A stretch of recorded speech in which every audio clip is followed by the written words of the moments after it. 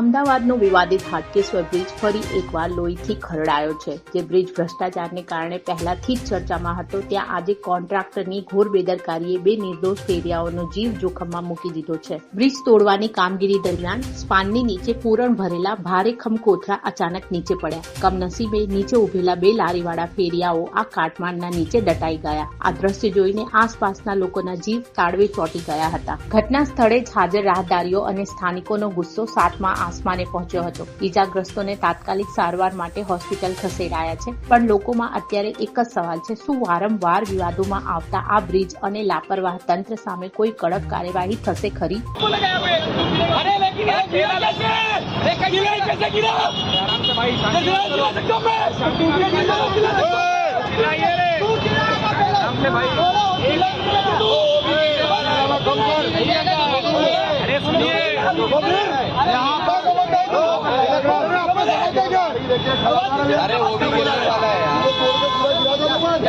ઘરની વીજળી સ્વયં બનાવવા આજે સે સોલારનો સંપર્ક કરો.